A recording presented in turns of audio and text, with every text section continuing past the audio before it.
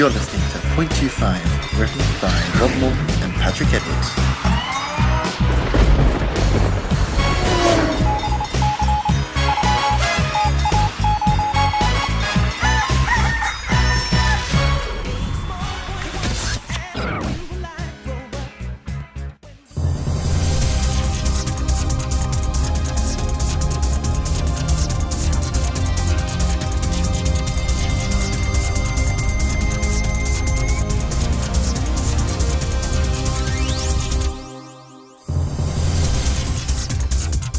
Good evening, I'm Raymond Troymand.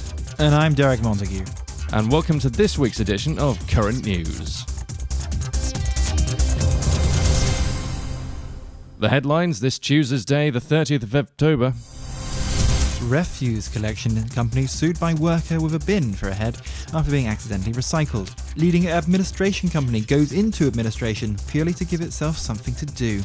8 out of 10 of you are morbidly obese. And owner of missing cat glad to have his dog back after his hamster was eaten by a horse. Now, we all hate stains. No, I'm not talking about the place, although it has a lot to be desired, but I'm talking about that grotty mess that makes its way onto our clothing without our consent. Yuck!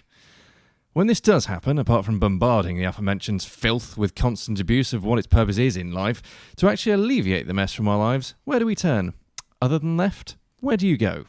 Well, I simply remove the garment and throw it straight into the wash. No, it wasn't a question, Derek. For goodness sake, Derek, we've worked together for nearly 10 years. You know not to interrupt me mid-intro.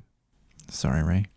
And anyway, you're saying that you throw your stained clothes in the wash? What, even if you're at a fancy restaurant, you just strip off like some sort of hooker on a street corner? And where are you going to find a washing machine in the middle of Leamington Spa at 8 o'clock in the evening? Well, if I was out, I'd just get my dog to lick it off. You'd take your dog to a restaurant? Yeah? Good God, what have you become? Well, that was a rhetorical question, you cretin! Sorry. Well, aside from dog saliva, for goodness sake, Derek, you've actually ruined my intro. Now it's not going to sound as good. Okay, listeners, forget you ever heard the last 2 minutes of what you just listened to. I bet they'll be wishing they'd forgotten more than that. Oh yes, I see your razor-sharp wit is up to its usual standard, Derek. Anyway, again. Now, we all hate stains. Now, I'm not talking about the place. I can't be bothered with this bit. I'm talking about the grotty mess that makes its way into our clothing without our consent. Yuck. When this does happen, apart from bombarding the aforementioned filth with constant abuse of what its purpose is in life, like we should do to Derek over here, to actually alleviate the mess from our lives, where do we turn? Other than left, where do we go? Well, scientists have now developed a brand new way of cleaning clothes. What is it, I hear you ask? Well, it's certainly not dog saliva, it's human saliva. To talk to us more about the new invention is a doctor, not a medical one, and head of biochemistryology at the University College Hospital in the Upper East Side of the southwest of Kent. She's also a woman, Dr. Sylvia Liver. Please call me Saliva. No. So, Dr. Sylvia Liver, what on earth brought you to the conclusion that this would actually work? Well, Ray, I can tell you the thing on earth that brought me to this, and that is human spit. Sorry, has someone got a tissue? I think she just exploded. No, she's just got a lisp, Ray. Oh, this is going to be a joke. Right. Well, yes, we gathered it was human saliva, Doctor. What made you take it from merely licking or sucking food stains out of a piece of clothing to inventing a machine capable of reenacting this process? And also, where'd you get that infinite supply of saliva from? Well, we're quite lucky at the university because we've had lots of people donating, to be honest. Sure it wasn't just all you? What do you mean by that? Oh, nothing. Derek? I think what Ray means is, how does the whole machine actually work? Well, it's not that clever. Obviously. In principle, it creates a vacuum and then injects the saliva onto the clothes. The vacuum, of course, gives the sucking sensation to the clothes, and the saliva, well, gives the saliva. So it's exactly like sucking food stains out of clothes. And the magic is that it works at room temperature. So it's actually very good for the environment. Sorry, could someone please get a bucket or something? She's making a huge puddle mess on the floor. And who knows, she could take the bucket away with her and use it in one of her ridiculous machines. It's not ridiculous, Ray. It will revolutionise the way clothes are washed, and as I say, do wonders for the environment. You're not doing wonders for my environment. Anyway, won't the clothes stink of spit? Well, you can use the usual fabric softener you use at the moment to add an odour of your choice. Brilliant. It all sounds jolly exciting and great. Just one more question. How much does it cost, and when will it be available? That's 2 questions. Well, at the moment, we've just built a prototype, and that cost us £10,000 to build. £10,000? Yes, well, it's new technology. Doesn't sound it. Vacuums have been around for billions of years. Just go into space, for goodness sake. Yes, well, it's the first time vacuums have been used for this particular application. It costs a lot to get the materials and research, and of course to pay my salary. This is absolutely ridiculous. And when did you say it'll be out? In about 5-10 years, I think. Oh, brilliant. That is good news. Well, I can't wait to have to wait 10 years to pay 10 grand for some piece of kit that will basically just do the exact same job as another piece of equipment I currently own. I mean, how ridiculous is this? Why do we get these people on if they're just going to come on and waste everyone's time? It's just my life's work. It's not good enough. If I were you, I'd do something else. This sounds mad. Oh, gosh. That was Dr. Sylvia Liver from the University College of Spittal in the Upper East Side of the southwest of Kent. We'll be back after this. There, Miss Liver. Oh, stop it, Derek.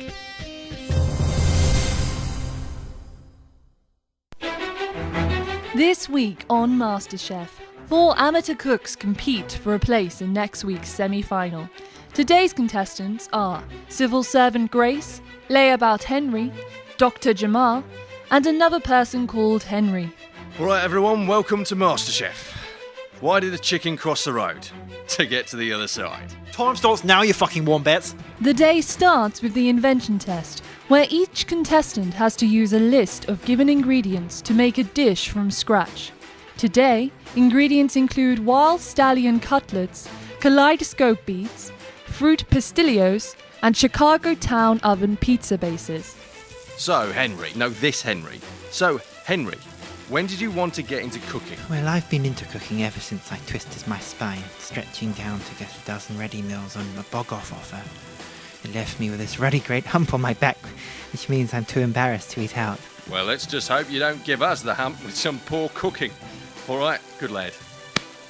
If Henry can season those kaleidoscope beans right, I think we can expect a very impressive plate of food. I really like the sound of Henry's dish. I like the sound of Henry's fish. I like the sound of Henry's quiche. I like the sound of Henry's sausage. I like the sound of Henry's garnish. Alright, time's up. Okay, Grace, let's try your food first. Grace has made a dish using the prescribed ingredients. That's lovely stuff. The way the meat colours the sauce is absolutely divine. Jamal has also used the prescribed ingredients, but this time has cooked them slightly differently.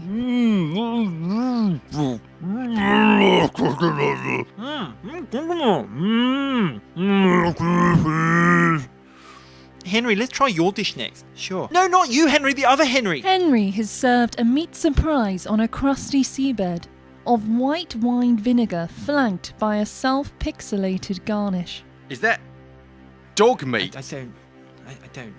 No. I didn't provide you with any dog meat, Henry. I just used what was in my cupboard. Sure you didn't smuggle it in? No?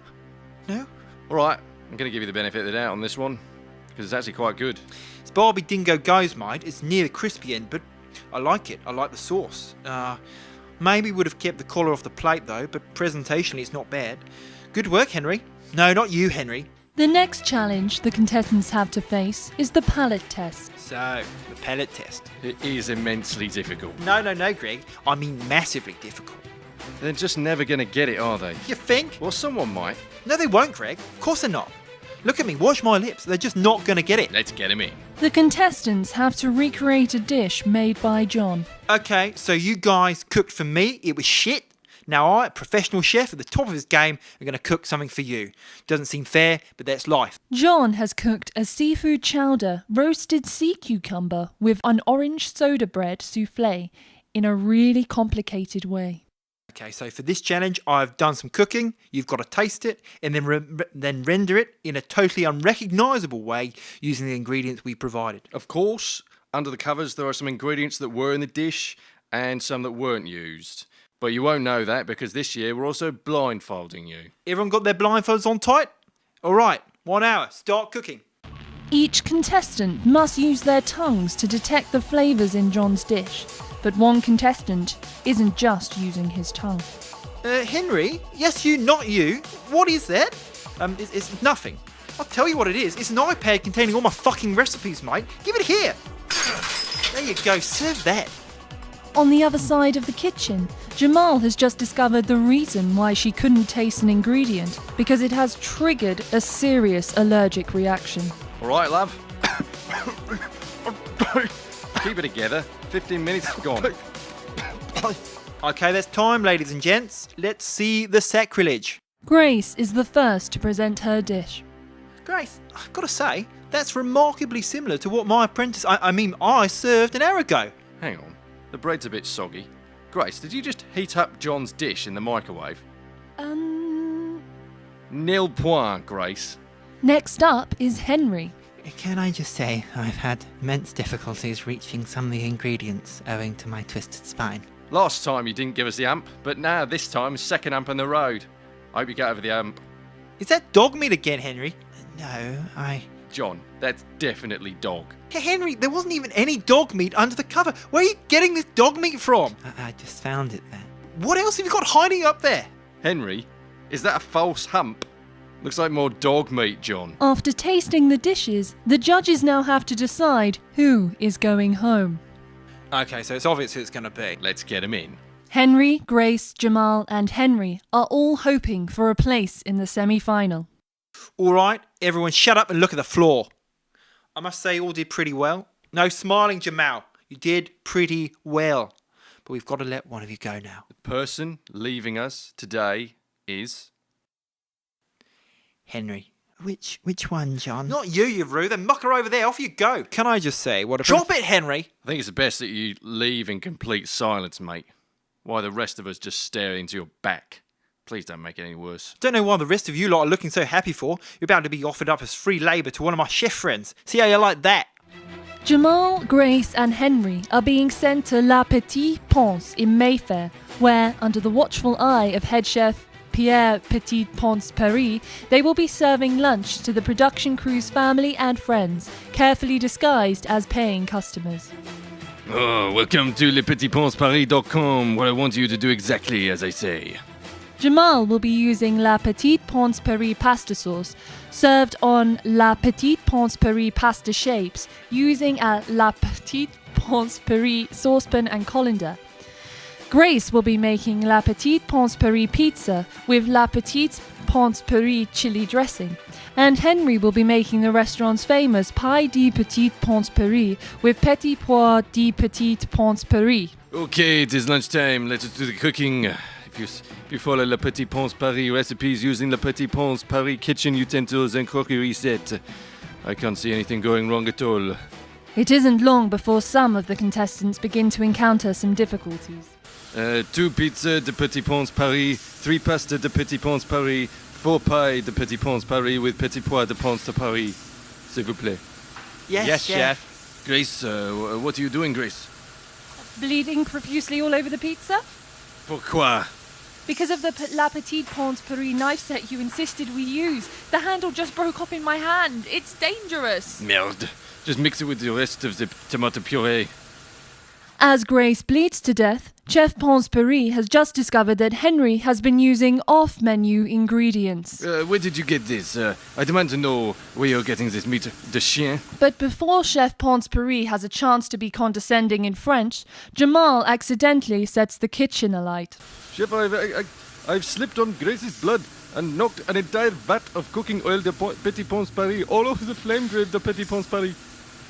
What have you got to say about this, Grace? Grace! I must say, I found my pie a little bit overdone. My wife enjoyed the pizza baits, though. Didn't you, darling? Welcome back to the kitchen. How was the restaurant? You didn't cock it up, did you? We want you to use your skills you've learned to develop dishes that will blow us away. If not, we'll blow you away. Let's get cooking. Each contestant has an hour and 15 minutes to prepare 2 courses. So, what have we got then, Henry? Aberdeen Angus. How are you going to prepare her? I'm going to blend it. Very well, off you go, son. Look forward to it. Since sustaining third-degree burns to his entire body, Jamal has the added challenge of cooking head to toe in plaster of Paris. If Henry can pull this off, I'll be amazed. I can hardly see through this mask and I don't really have many options. Okay, that's time. Stop now, please. Stop. That's time. Some of us want to go home, you know. Jamal has served a cheese platter garnished with a single salted celery stick and a washed fruit salad. You think that that's ambitious? Without opposable thumbs, yes I fucking do. Next to serve his dish is Henry. Now, Henry, you promised us Aberdeen Angus. What's happened, mate? I ran out of time. I'm sorry. So I've had to microwave some dog meat. What happened to all that cow you were preparing? I burnt it. It was either this or Domino's, but I didn't know the address since you blacked out the windows on the minibus that took us here. Okay, so as you know, there are 2 places available in the semi-final. Hope you two both haven't been complacent just because Grace died of blood loss in the last round. John and I have made a decision. The person going home today is Grace. That was the .25, written and performed by Rob Morton, Patrick Evans, and Kate Graves.